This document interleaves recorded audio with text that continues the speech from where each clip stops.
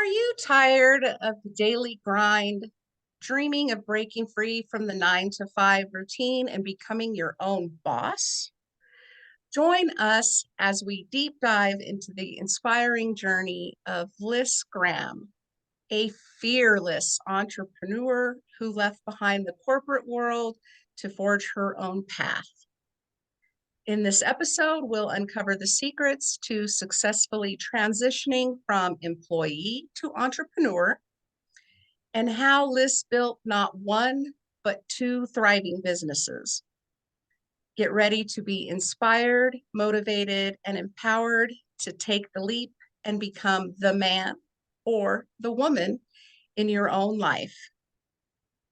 Tune in and discover the transformative power of embracing your true passion and creating a life of freedom and fulfillment.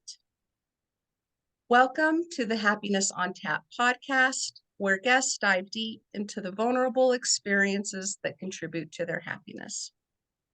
I'm Leanne Herron, certified health and life coach, owner of Finding Resilience with Leanne, and creator and host of this podcast. This episode is part of our entrepreneur series. Thank you for joining us for leaving your 9 to 5 and building a business or two of your own, leaving the man and becoming the man with Liss Graham.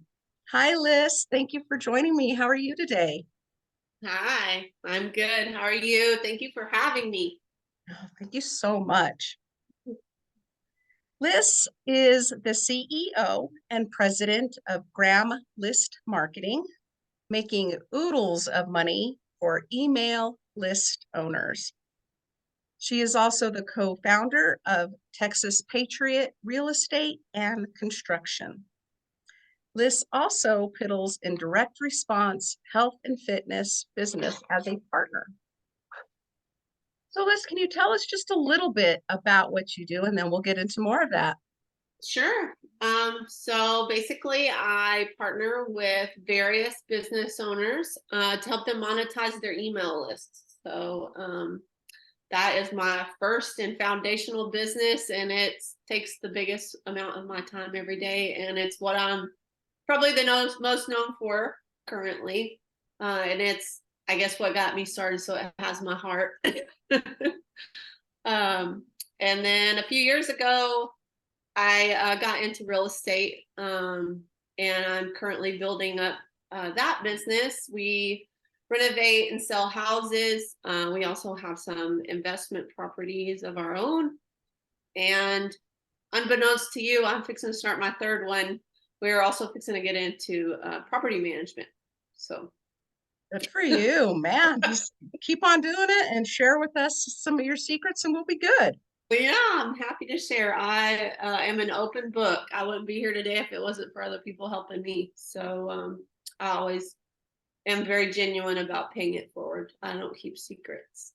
Thank you so much. And that is so appreciated because I'm the same as you. I wouldn't be where I am if there weren't people going ahead of me to teach me how to do these things, show me what's possible. Right. I think that has been the biggest thing for becoming an entrepreneur is just Yes. seeing what's possible and not letting fear stop you from going there.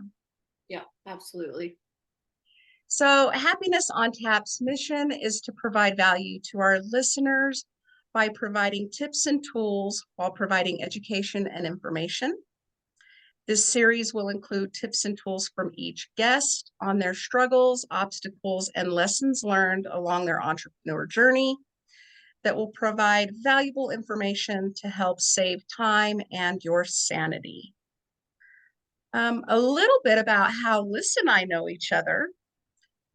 Liss and I both purchased the Venus Index in 2012. The Venus Factor Diet is a 12-week weight loss program designed specifically for women's bodies. The Venus Factor System is an amazing workout program for women who want to create an ideally proportionate body, either at home or in the gym. And I originally purchased Venus so that I could work out from home. so I could still be there as my kids were going to school. And, over time, I lost 60 pounds. The program is amazing. Videos and photos and how to and nutrition. I mean, it was just such an amazing program. And the program itself includes an online community for members to connect and build accountability. And Liz, I believe you lost like 50 pounds in one of the transformation contests. Yeah, that's right. So I was a member of the only 20-week transformation contest, and yeah, I lost. I started a little bit before the 20 weeks, but yeah, I lost close to 50 pounds, and it changed my life. It did, and it sounds like this was kind of the start to where you are now, but I'll come back to that in just a second. It was, yeah. So, my husband and I have a passion for supporting entrepreneurs and small businesses. And when I opened my coaching practice, I knew that I wanted to continue and have been busy just supporting other entrepreneurs in a variety of ways, from sharing their stories, mentoring, attending events, and buying from them. Um, can you tell us a little bit more about your role as CEO and president of Liss Graham Management? Yeah. So it started out, I started doing this in 2013. And for probably 4 or 5 years, it was just me. I was the president, CEO, sole person in the company. In 2017, I figured out my then husband could quit his job and he could actually make more if we were both putting in full time. So he started helping me. And then in 2018 or 19, I started hiring my first actual crew who's still with me to this day, my left and right hands. And from there, it's grown. We've got about 15 folks on the team. Most of my day-to-day now is more involved in traveling, being at events and networking, meeting with my clients, meeting new clients, speaking at events, being on podcasts like this one. And then just like high level overseeing my management. Like tomorrow we'll have a monthly team meeting with the management. Friday's the monthly team meeting with the whole team. So I try to stay kind of at there's no replacement for my face-to-face, right? I'm the face of the company. So I cannot delegate that task of being at events, shaking hands, kissing babies. And I also genuinely enjoy it. I'm a very social person, and I'm sure, as you know, it's hard to work from home when you're a social creature. So I very much look forward to these events, and they've almost the people in this community have become very close friends and like family to me. And several of them are my mentors, and they're how I got here to today, honestly. So that's kind of my role as it's grown. I try to delegate the things that I can't replicate. You can't do everything, and that's a hard lesson to figure out. It took me, I want to say in 2018 or 2019, I was working 12-hour days, 7 days a week, and like it was not sustainable. And also, who was I kidding that someone else can't do what I was doing just as good or better than I can, to leave me free to go and develop and grow the business. So that's our big goal is the freedom, right. To someday get to that point and to enjoy life while those things just kind of go in the background and grow and be beautiful. And that's a goal. Right. Yeah. How did you get started in the email list industry? Because I am totally intrigued. So we talked about Venus. So you and I both purchased that in 2012. At the time, I was teaching high school science. My degree is actually, I'm a chemist, microbiology major. So I was actually managing microbiology labs and running all their chemistry before I taught. After I had kids, I'm sure the moms out there can attest to this. My life changed, and suddenly those 5 a.m. start times, when you had a 17-month-old, I was getting up at 3 a.m. and waking up the baby. And I was just like, this is not a life for my kids. It's fine for me, right? So anyway, I was teaching school. My weight had gotten out of control. I bought Venus, lost 50 pounds, got on a podcast like this one with the owner of the company, and we made fast friends. Literally, we just connected. And that next year, they reached out and the company was exploding. These are just 4 20-something gym bros with this multi-million-dollar company. Sweet as can be, but like just sinking, with so much to do. So like, you obviously know what to do. Can you help us out? So I started helping out in their day to day. I helped out in the forum. I helped out in customer support. I just became that person of when they needed somebody to do something, they just threw it at me. I would do that on my planning periods, my lunches after school. I would work probably 20 hours a week. And I did that for years. So in 2016 or 17, our list manager quit, and they just threw me on that. They were like, Liss, handle the email list. And they just literally handed me a spreadsheet. I had never done this before. And this guy that quit was a professional. And this is where the background of my science comes in. So I just went through the data and I was like, wow, there's stuff that he mailed like a year ago. He's never mailed again, and it made a lot of money. So I started mining through the data and sending previous performers. And from that, I learned what worked and what didn't work to the list. What did they want to read about? What did they want to click on? And the first month I ran the list, I did 10 times what the previous list manager had did on the list. So it turned out I was pretty good at it, which is kind of crazy. And from there, those 4 gym bros took me across to their own businesses and said, here, run my list, run my list. And a partner of one of them took me aside that year and said, you're really gifted at this. In fact, you're so gifted, I got you your first client because you would forever be happy to be an employee. And you need to have a business at this because the world needs what you do. That's awesome. I know, it tears me up to this day. He's dear to my heart. He was a man who was not afraid to mentor me, was not afraid to, because I was also his employee. He was not afraid to pull me up to his level and show me this other world, because I would have never seen that on my own. And I'm now looking back, it's like, wow, how did I not see that?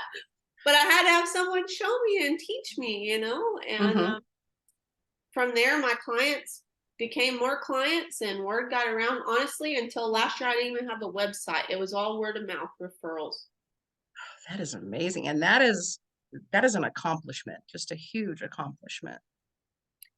It just goes to show, if what you do is needed and you're good at it, you don't even have to market yourself. Just people will do it for you. There's no substitute for word of mouth referrals. So yeah, since then I've tried to actually since I have a marketing company, I've tried to actually try to market myself. So the last, I don't know, year or two, I've actually attended these events and started speaking. Got a website. The current one's real crappy, but we're working on a better one.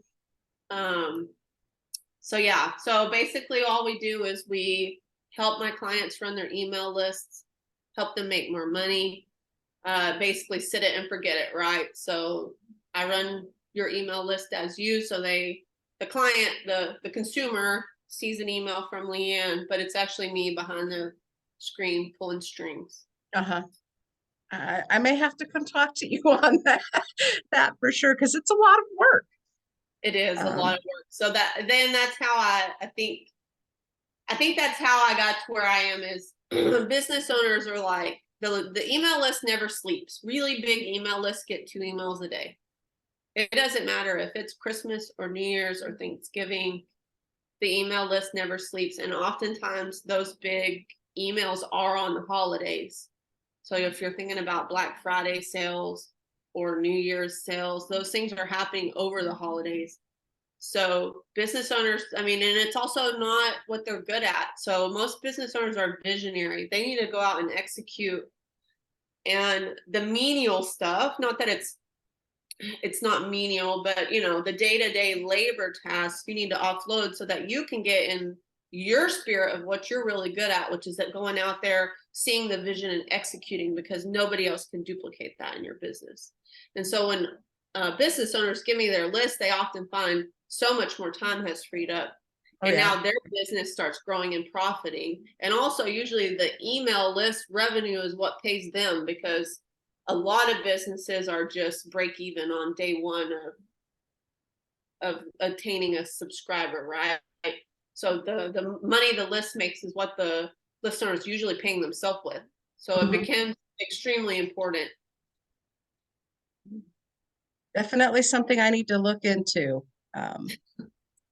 It's hard just figuring it out, you know. Yeah, there's a lot of technical aspects to it. And I am not a tech person. Like I tell the list owners, I'm not the one. I'll tell you what to do and tell your development team what to do, but I don't actually go and set it up. And for a lot of business owners, they're having to figure out how to set it up without the assistance of a development team.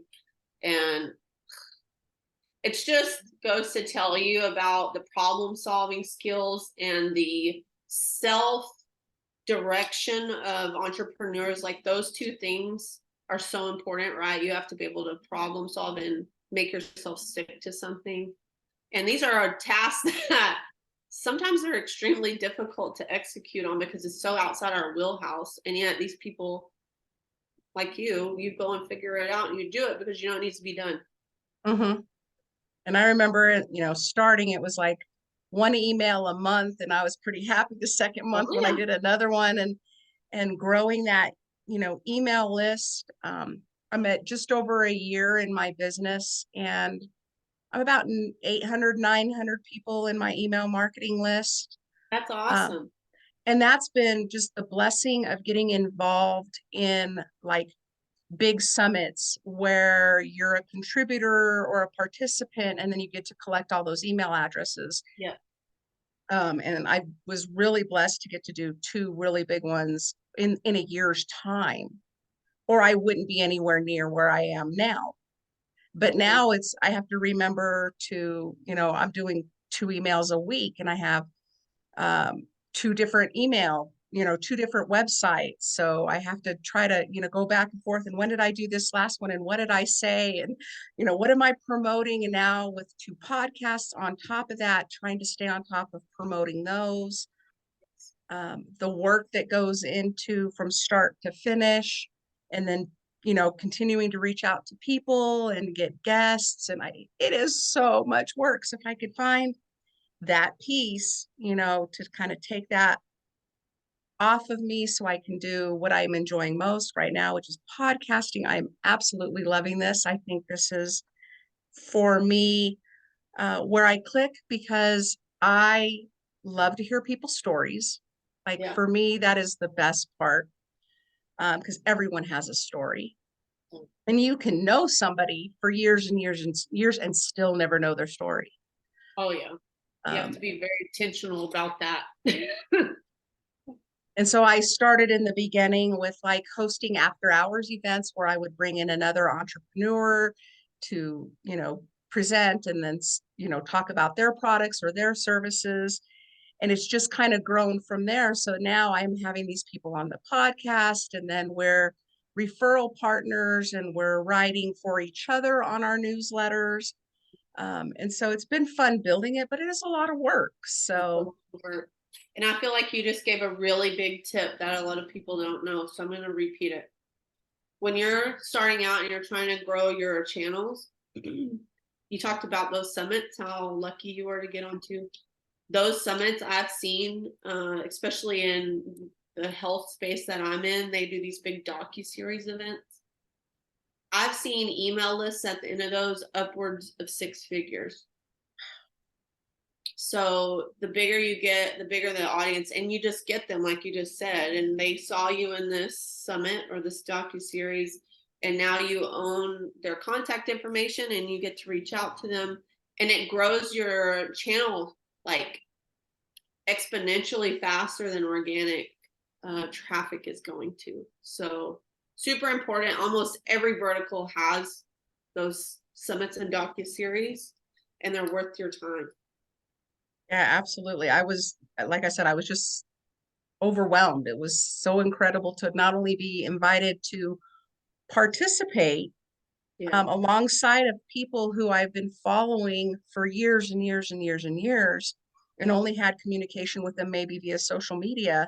sharing their things, but now to be alongside of them and then now to be inviting them on my podcast. I mean, it's just this, it's beautiful. I can't even explain it. But I never Yeah. would have had a concept of how to build an email list had I not done the first one and saw what came out of it. Yeah. Um, And it all then made it a necessity for you to go make sure all your ducks were in a row, right? Absolutely. It does. It makes you look at a lot of things really, really quickly. Yeah. Yeah. What you may be sending out to a group of 20 people in an email is not the same as when you're sending out to 800 people. Yeah. I look forward to learning some more from you. So, building and growing an email list is a common challenge for businesses, as you've stated. What is some of the advice that you have for entrepreneurs or marketers looking to expand their email list? So we just talked about the Mhm. one, I think one of the literally simplest and lowest hanging fruit is getting out there on one of these summits or these doc series. Um, the second one that people don't always think about is creating a course or an offer of your own. Like I've been asked so many times to make an email marketing course, and I still have yet to do that. I haven't taken my own advice, but once you have a course or a product out there now, you get not only the sales of these people who are interested in what you do, you're seen as an authority on it, which is also goes back to the summit and docuseries. But you also collect the cart abandons. So people who come to your page and don't actually buy, I would say somewhere around 30 to 50% later will come back and buy. So you get to remarket them in the back end, and also they end up on just your information, so they get to know you. Like there's this girl I've probably followed since 2015. It's been a long time, and I just purchased something from her last year, so I've probably been on her email list 8 years. She's paid for me. So if they're, I guess if they're opening and clicking, keep them on your list, right? Your actives. And even if this is another interesting one, as the authority in your space, so like Liss Graham, right? Say I stop email marketing tomorrow, but I'm still going to do real estate. If I have my list branded, so I have this list management business, but then I also have a branded list as myself. If I close the doors to this business or sell it, if I keep the one that is under my name, now if I go into real estate full time, I can pull them across because they signed up to hear from me, right? Great tip. So I just want people to think a little bit outside the box, because we like to say, hi, I'm Liss, I'm a list manager. But no, it's really I'm Liss. I don't identify, I mean, I do XYZ, but I'm Liss. And a lot of times people sign up to hear from you as a person, not necessarily from your business. And as we grow and change, just consider marketing to your audience as also yourself. And it just is just a little adjustment in your terms and conditions, however they come in, that they're going to receive marketing from business or product X as well as person X. And it's Mhm. all very legal. Yeah, I had to look into that for having two different websites. Yes. I have my regular coaching business, and then I have my niche. And so being on these summits, it was more of my niche side, Mhm. but the products that they were picking up that I was putting into the mix was off of my coaching side, because that's where my world is. That's Yeah. where my banking is. That's where everything is. So I had to set up that marketing, for the product and for that event, so that people understood that they weren't just subscribing to me as Finding Resilience with Leanne, but they were also subscribing to my niche, which was why they were there anyway. Right. They were there for my niche, not for my Right. coaching. Exactly. Um, and so, yeah, it's a lot to learn. It is a But lot to learn. I'll tell you one more thing while we're talking about growing and maintaining your email list. please. Create a world of you or your product. So we're gonna have our email list, right? But we also have all the social channels. And in any way on those, and like the direct link, they can go to whatever site and make sure they can opt in. So you can reach them in multiple. You never know what social channel is going to get this crazy viral thing. So you might get Mhm. this viral video and it will push so much traffic to whatever the link is on your. So whatever that site is, make sure they can opt into your list. And then once they're opted in, make sure they're opted in for lots of different marketing. So SMS is a really big, text messaging is a really big newer channel that people are underutilizing, but it makes like 10 times as much per email subscriber Wow. as far as value. And I want you to think about why that is. I don't see every email I get, but I see every text I get. So use that conscientiously. And there's lots of rules around it. So I want to preface this with anyone listening.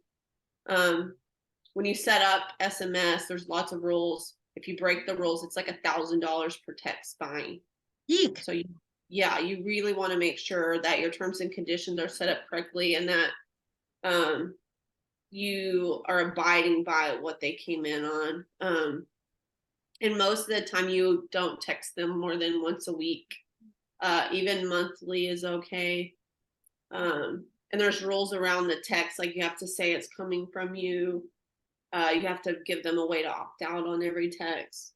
But it's highly, highly effective. So like for you, I would definitely text whenever you have a new summit or a docuseries happening or you're speaking at XYZ.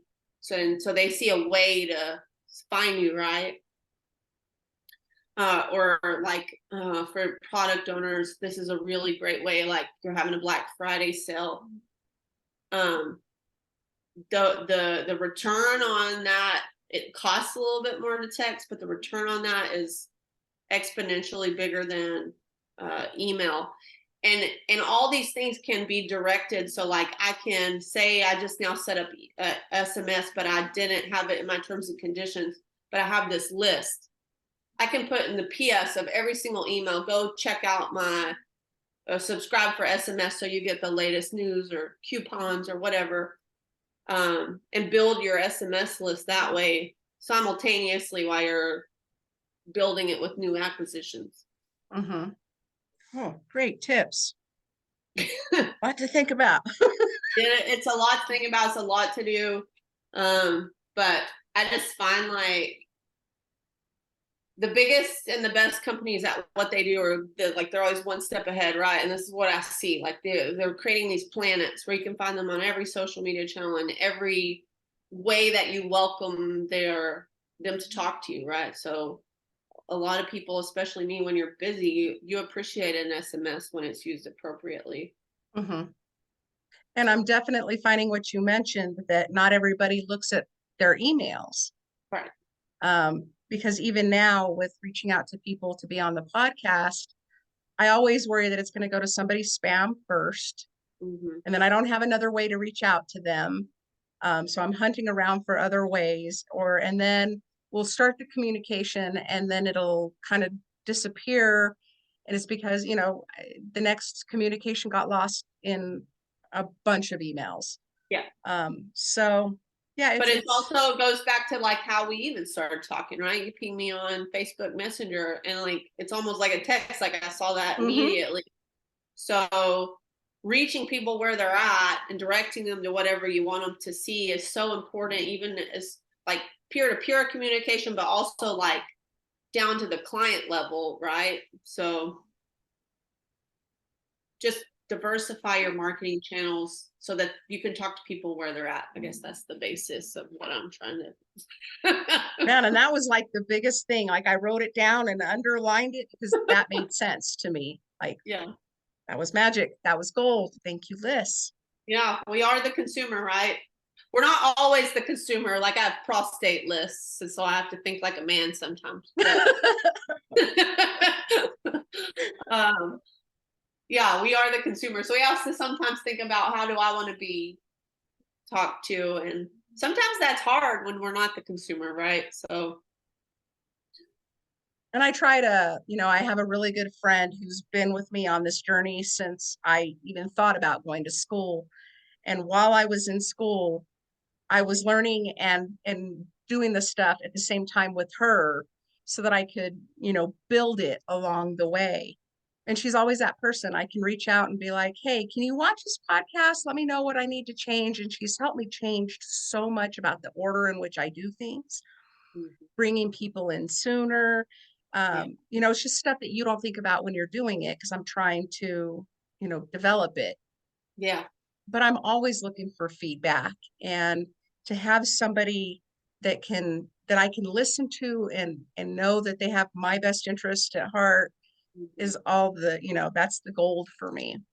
Yeah. It's having not only a confident but then also a mentor, I think, is super important in what we do, because we're not an island, and you want to hear what like your peer has to say, but then you also want to talk to a mentor who's gone there before you, right? And I have a couple, and I just also got into I'm going to tell a little bit of a story here. So since I started my business, I've always had like a life mentor and basically a business mentor, and I attribute both of them to where I am today. Um, but just recently, I hired a wealth mentor because I realized I don't freaking know what I need to know, like tax code and how business entities are set up, especially now that I have multiple businesses, Mm-hmm. how the money flows and what I can and can't write off, or how to write off, or how it's best. Anyway, part of being an entrepreneur also is protecting your wealth, and I haven't been being very good at that. And I finally realized that, and I just literally last month hired someone to mentor me in that aspect because I just know I don't know. Mm-hmm. And so And you it have to be is. honest with yourself about what you do and don't know. Mm-hmm. Yeah, I've actually kind of added a little thing on my like on my Facebook and stuff for my business that is very much a what you don't know. And when I pick up on something that is news to me, I want to share that information to help save someone else. And mentors was definitely one of them. When I first started my business, I started kind of looking into the like different things through the Small Business Administration to see what was out there because I had no clue. And so I found a couple of organizations, and one of them is called SCORE, and they are nationwide. They're mentors for small businesses, and they're free. These are people, I look through their bios and I'm like, oh my God, these people have, 50 years of experience. And you can request an appointment and you can either stay with that mentor or you can shift to other mentors within the organization based on your needs at the time.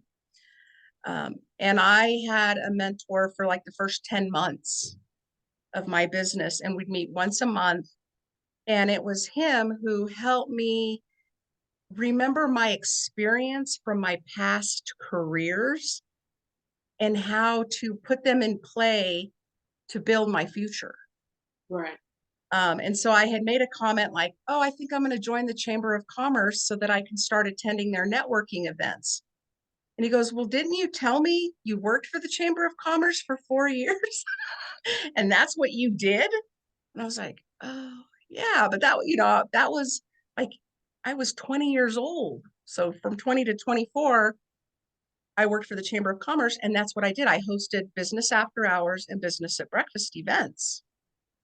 And so I was like, oh, so I don't have to go do it somewhere else. I can start doing them in my own space for my own people. Right. And that's where it started. And so I started doing that once a month. And again, it just brought me full circle to the thing I like to do most, which is support other entrepreneurs, as well as, bring people into my space and show them what I have to offer. So we would do this collaboration and be both of our businesses doing this thing together. And it has really just taken off for me. That's But it so was awesome. having a mentor to Mhm. remind me, or having a mentor to make me do mind mapping and figure out where I'm putting energy that maybe isn't the best place for me to put energy right now. Or yeah, just I loved having a mentor. I don't right now. It's like once every 2-3 months, Yeah. more as I need. But um, as a health and life coach, I also do money coaching and relationship coaching. And it's wonderful to hear people who are utilizing things like coaches and mentors, because we all need help somewhere at some point in our life. We For think sure. we have it figured out. We ain't got it figured out. No, I sure don't. So let's pivot over to leaving the man and becoming the man, going from being an employee to being an entrepreneur. Many people dream of starting their own business, but hesitate due to fear and uncertainty. What advice do you have for individuals who are considering leaving their 9-to-5 job to pursue entrepreneur aspirations? Okay. So I'm going to tell the story of how I actually had to figure this out and go from teaching to doing this full time. So we were moving to the beach, which was the first of several moves of me figuring out that I can control my environment and my conditions, right? So we bought a house, we were moving to where we vacation, like we were going to do it. Well, part of that was my mortgage was doubling, and continuing to teach here would actually make less than me doing my part-time gig full-time. So I finally had that mental realization, oh, the side hustle is actually starting to surpass my real hustle, right? But I just needed that extra 20 hours a week to make the jump, right? Like, which is scary. So I went to my network and I basically said, I'm looking for another client. If you know anybody, let me know. And sure enough, a friend of a friend needed my expertise and hired me. And I want to tell you, that was the biggest mental hurdle of the whole thing. Was in my mind, I had left what I got a degree for, what my degree was in, and now I'm just doing this thing that anybody could do in my mind, which is silly. But and also I changed my identity. So at that time, people would say, what do you do? And you could say, oh, I'm a microbiologist, or oh, I'm a teacher, and everybody knows what you mean. Mm-hmm. Whenever you run your business, I didn't know at the time what to say. I should have just said, I do marketing. But I would try to explain it, and then people would just think, oh, you're a fitness trainer, you're a personal trainer. That was what they would get out of the That whole conversation. So there was this whole shift in me owning this new identity that took me a little bit to get my head around. So I think you just do to leave your 9 to 5 to start your business, start doing it. So there are actionable steps that you need to do, and you will start building up revenue, right? Like most all of us are not in a place where we can just leave our paycheck and go into this abyss of what if. So you need to start working your way up. What are the things that get you to where you want to go?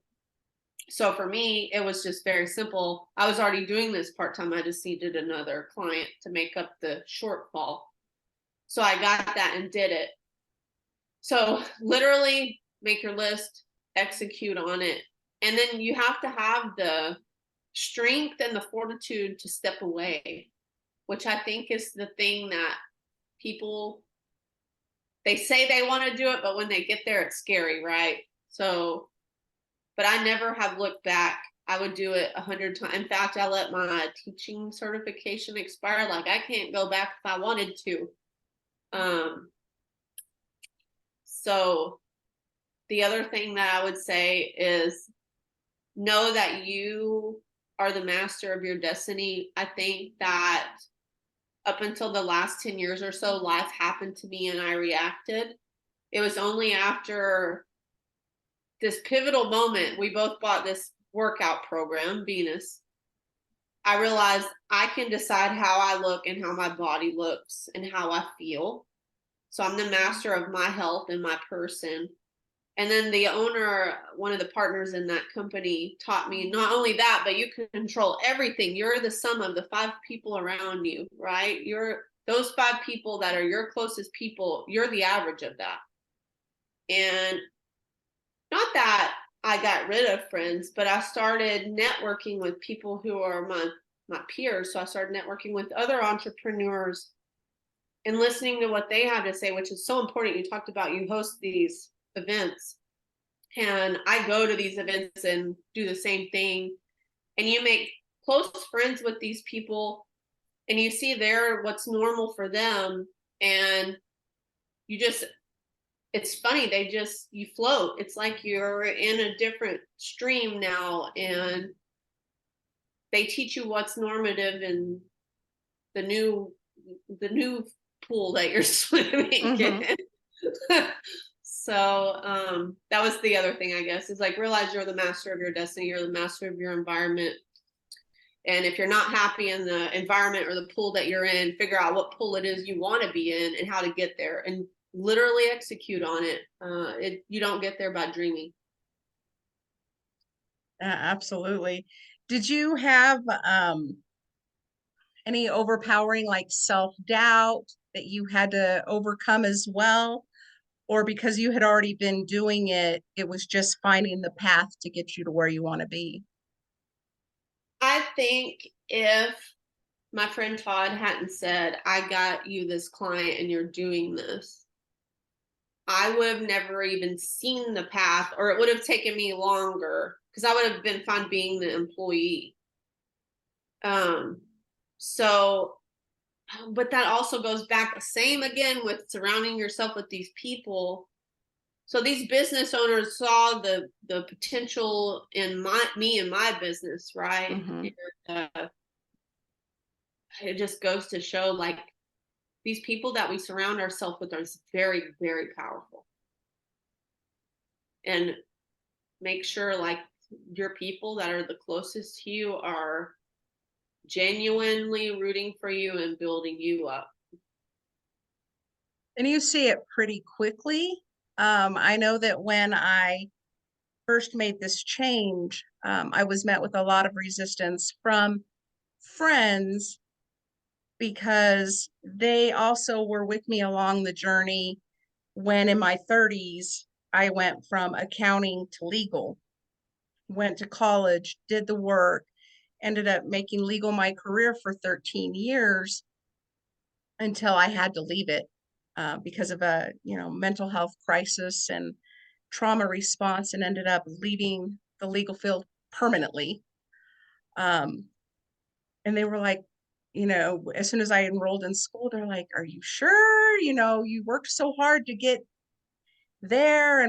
But what I realized along my path was that those jobs were obligations that got me where I needed to be at the time. I was making enough money to pay the bills and take care of my family and have benefits so that I had health insurance and life insurance and dental insurance and all those things that you need. But now in my 50s, I'm at a different place where I don't have the same obligations. My kids are grown, they're gone, they have their own families, their own lives. I don't have to have the same level of insurance benefits. And so I was able to say, well, I don't need that on top of the stress, or also figuring out that that was not a passion. Like there was no passion in going to work in the legal field. What I thought I was going to be doing, which was helping people, was not what I was doing for 13 years. Um, Same with when I left accounting and went to legal. I thought it was going to be something different. I thought it was going to be, I wasn't going to be in an office behind closed doors working with numbers all day. I was going to get to work with people and help people. No. um, so, it's nice now to be doing what I'm passionate about, which is truly helping people, Yeah. helping And, get and this is the little secret nobody talks about. When you're working for someone else, you're always working for someone else. You're never going to break through that plane. You will always be quote unquote owned, and you also won't be free to pursue what it is you're passionate about. When you start working for yourself, you now have the freedom to A, earn as much as you want and can pursue, and B, do what interests you and what you love, and set your own schedule. And I'll go back to even the benefits you talked about. It is possible that you can even get better benefits because your business now has the choice to choose what benefits you have. You're not entitled to what this other person has chosen for you. Mhm. You're no longer part of a group too. Yeah. And it changes also completely how the way you're taxed. So basically, as an employee, you have the biggest burden of the taxes. This is something I just recently really started to understand. Whereas when you start owning your own business now, a lot of these expenses are now business expenses. So my income is my actual income. It's not taxed after I receive it. Mhm. So there's a lot of mental shifts around, yes, it's scary to go from working for someone to working for yourself, but at the amount of freedom and the ability to choose is like literally, you can't even compare the two. And to So me, can that's ultimate freedom, right? Like you have the power to choose now. Absolutely.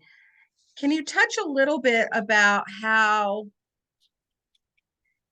any struggles that you may have had with going from earning a paycheck, bringing home that money? Um, that's something that just because it becomes a standard in our life. We have that money in our paycheck, and it's also it's part of our value. Mhm, To me, it was like mhm, my value was every time I would, move to another company, I would cap myself at a value of, well, I need to make $5,000 more than I was making working at that job because I was only increasing my value myself by $5,000. mhm. How did you go from kind of that mentality to having your own business and being able to have value and be able to say to people when people would say, so, like, how much do your services cost? Again, it was like that elevator pitch, like, how do we become our new identity? Yeah. So the biggest thing I had to get out of was trading time for money. That was a shift intrinsically in my value. So I am not worth however many dollars a day to sit there or how many dollars an hour to sit there anymore. My time is now worth exponential because the way that I'm paid is a percentage. So I make you more money and I make more money, which is a win-win thing that it's hard to put a dollar value on, right? And that shift has went into everything now. Like I look at, I mean, now I play with real estate and I just look at, instead of like this has this value per se, this house or whatever, I look at the ability for it, potential for a return, right? So I look at business deals that way too. So um people that are just starting out have this really exponential possibility of return, because you never know if they're going to be the next Lululemon, like you can't predict those kind of things. And if you're in a partnership with them at the ground floor, it benefits everyone, right? So I think you have to step back and quit giving yourself an hourly rate or a daily rate. Your actual value is infinity, because there's not another you. And when you step back from that, and now you look at levers for potential to make money, the whole world for me just shifted. I can't explain that. And now it's like I see potential for new businesses everywhere. Like, so we bought this house and we're renting it, and this rental agency's like, yeah, we want this percentage. And then it was like, oh, it's just like lists. Why am I going to give them this percentage? I can do this. I know how to staff people. I know how to build a team. Mm-hmm. And it's literally how the next business is going to start, So Your property management. Mhm. So it's just weird. So I think that was the biggest shift for me, was like you said, you gave yourself this value, which wherever you got that from is funny, right? I think I've had it since I started. Like, my first real job was at 18 years old. And I remember back then, I want to say I was making like $18,000 a year with a baby in tow.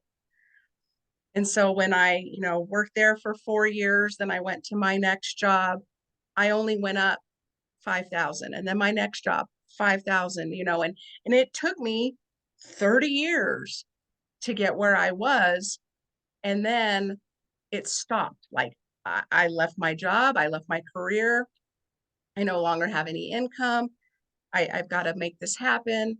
But I want to help people, and it's not about money. But at the same time, I've got to have lights on and to be able to continue to help people. So it's been a tough mindset shift for me, because I have lived it for so long, undervaluing myself. Yeah. But I remember, walking into an interview, and I had my own elevator speech because I knew what I could do for you.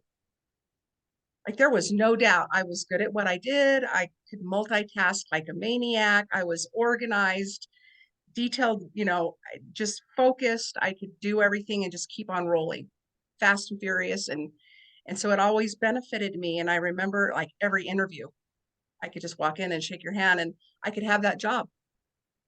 And then I went through a trauma response where I had such extreme brain fog and memory loss that I wasn't sure if this was permanent or temporary, but it scared me to death.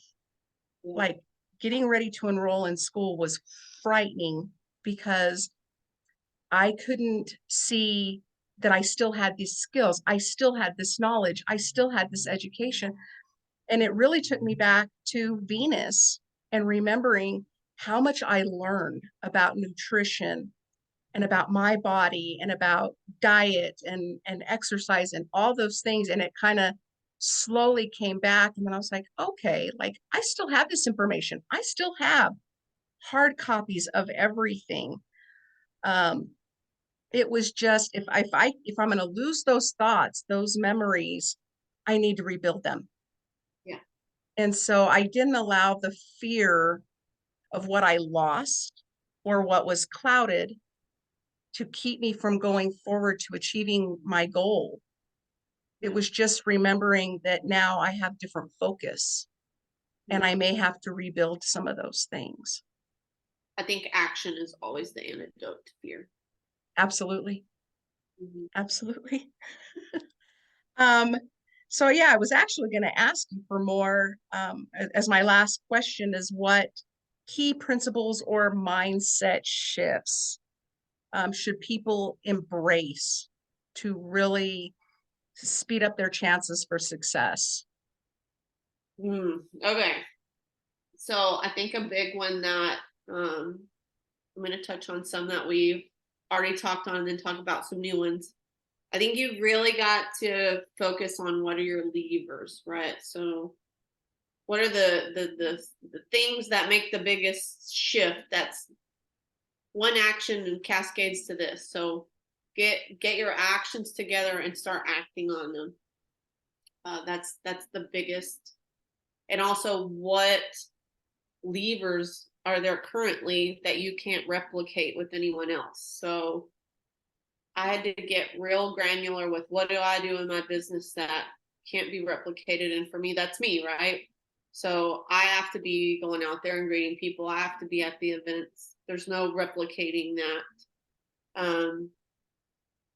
And then the other tasks, like we were talking about your business, the actual emails that go out or scheduling the calls, all of that stuff can be a virtual assistant eventually when you're ready, right? Like, or your first team member, right? So you start offloading things to free up more time for you to go, because the things that I'm driving business with are how I create cash flow. And then the stuff that I can delegate, I need to start delegating. And then that leaves me more time to go and turn more levers. So then you start figuring out, oh, there's this other business that I want to do too. And you start executing on that. And it just becomes, I don't know, it's this cycle of action, I think, and the self-discipline to execute on it. Those are things like I think every entrepreneur can understand. Their values that you can't get around those things. So if you can't do that, you need to teach yourself and never stop learning. We all, like we talked about earlier, the mentorships and the peer relationships. Literally, my business exists because of mentors and relationships that I had. You are the sum of the 5 people you spend the most time with. So choose your friends wisely. When you're trying to make changes, those people that are already where you want to go, start bringing them into your closest circle. I think those are. And then the last one is like your person is also a brand, so that it doesn't matter what you shift into, because we've already discussed you've been an accountant, you've been a lawyer, and I'm sure podcasting and coaching isn't going to be the last thing you do. So build your brand as your own person, secondarily to any other of these businesses that you're starting, because your person never leaves until the day you die. So you can take that marketing with you as you transition. Oh man, those were all fabulous, perfect, on point tips. I appreciate you so much. One of my favorites is something that's really important to me has been never stop learning. Even as soon as I took over everything on my business, because I had hired somebody to create my website. And then once I graduated from school, I took it over full time. And yeah, it was like email marketing and building my website. And all of the art that was on my website was, art from GoDaddy. My face wasn't there. And so I had to get over that thing that we were talking about before we started filming. My own insecurities about having my picture taken and being on camera. And I had to face that hard reality and hire somebody to come in and do my headshots and take pictures of my studio. And we did some like coaching pictures and stuff. And then putting those onto my website to where I am the face. This is me. I didn't want people looking at my website like, who is this gray haired lady in glasses coaching somebody that is not one of my clients? And so once I did that, then I buckled down. And if I wasn't with a client, I was learning. I can't even tell you how many classes I was taking a month for like 9 straight months. Anything I could get free. I was hunting for that value. And so I was taking a lot of classes from like SCORE, the mentorship program. They host tons of free classes. So if it was an hour today, an hour tomorrow, at the end of the week, I was getting like 6 hours of education, but I wasn't just learning. I would stop and put those things into place, and I would check them off and mark them and like, okay, did I listen to this? Am I doing this?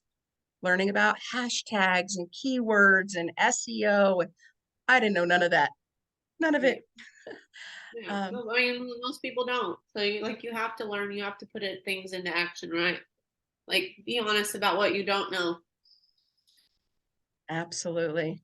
So thank you so much, Liz. I really, really, really appreciate you taking this time and sharing this amazing value.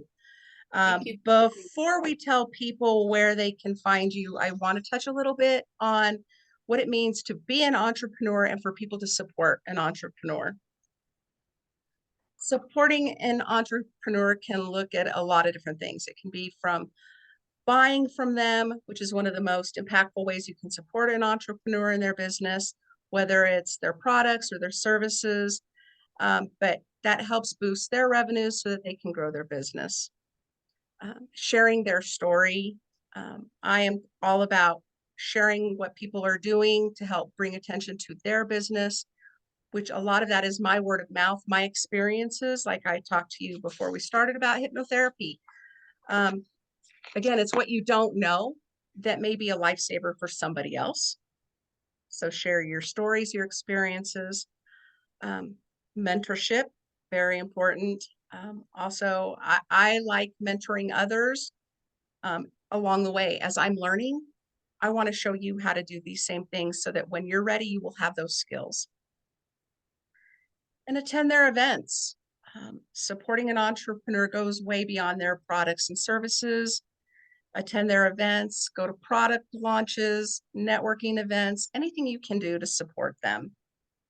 So these are just a few ways that you can support an entrepreneur, but supporting an entrepreneur is not only helping them succeed, but it's also contributing to the growth of our economy. So where can people find you, Liz? So I have a website, lissgraham.com, or I'm on Facebook, Instagram, TikTok, Twitter.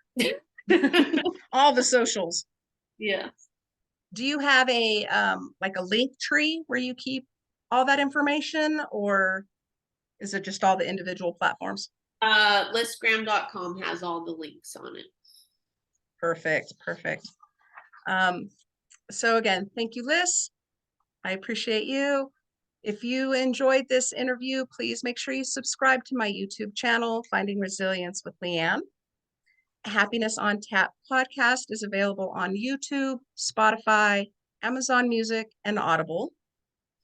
For more information, please check out my website, Finding Resilience with Leanne, and make sure you subscribe to my email tribe. Thank you, Liz. Have a wonderful afternoon. I appreciate you, and I look forward to talking to you more. I may be reaching out to you. Thank you. Bye. Bye. Take care. Thank you.